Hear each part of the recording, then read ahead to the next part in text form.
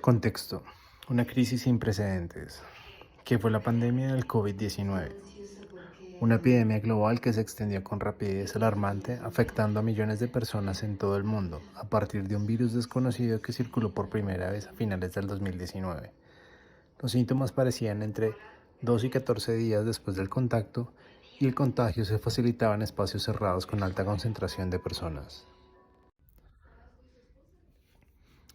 Contábamos con una economía frágil, donde en Colombia, antes de la pandemia, lo que amplificó el impacto de la crisis sanitaria. Contábamos con una informalidad laboral, alta dependencia del sector informal, sin protección social ni respaldo económico ante estas emergencias, y una desigualdad estructural, donde los niveles previos de pobreza y desigualdad incrementaron dramáticamente durante la pandemia. Repercusiones económicas. La tormenta perfecta. Debido a estas repercusiones económicas, se contó con una disminución de ingresos, en donde las familias experimentaron caídas drásticas en sus entradas económicas, donde se afectó su capacidad de consumo básico. Contamos con una pérdida masiva de empleos, donde sectores como la recreación, el comercio y los servicios fueron devastados. Más del 50% de los hogares no podía sostener su consumo por más de 3 meses. Y por último, el incremento de la deuda, donde hubo un aumento dramático de la deuda privada y pública, comprometiendo la recuperación económica a largo plazo. El costo social y emocional.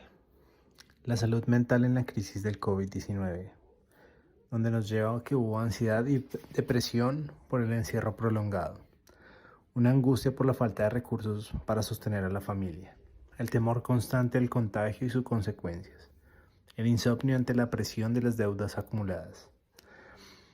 En este caso también vimos la violencia doméstica, donde el hacinamiento y el estrés del confinamiento generaron confrontaciones, irritabilidad y, en casos graves, violencia al interior de los hogares.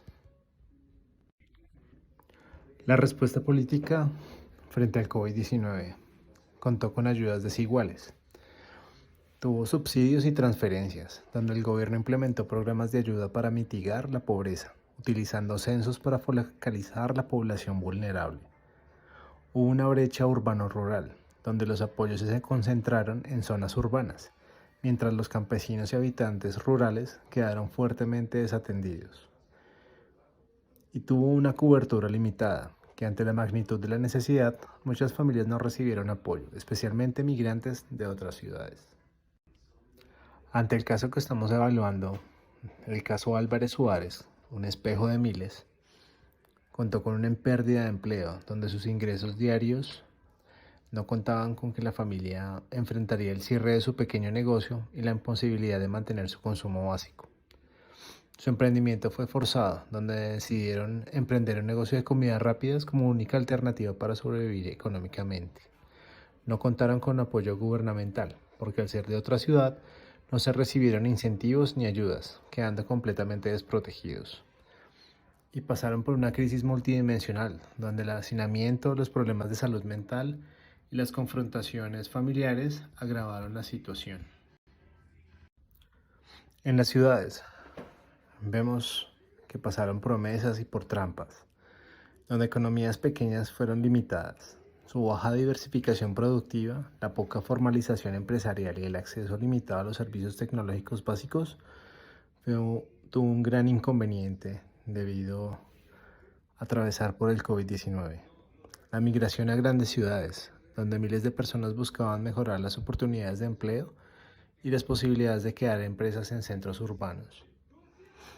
También hubo una saturación del mercado, donde la gran concentración de personas redujeron la oferta laboral, dificultando encontrar empleo y creando más vulnerabilidad.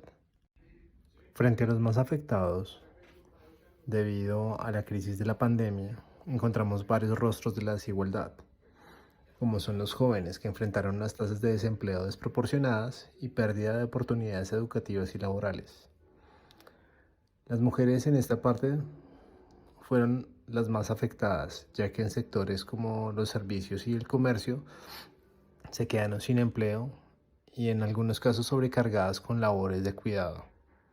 También vemos que los trabajadores temporales sin contratos formales ni protección social fueron los primeros despedidos y que no contaron con un respaldo económico.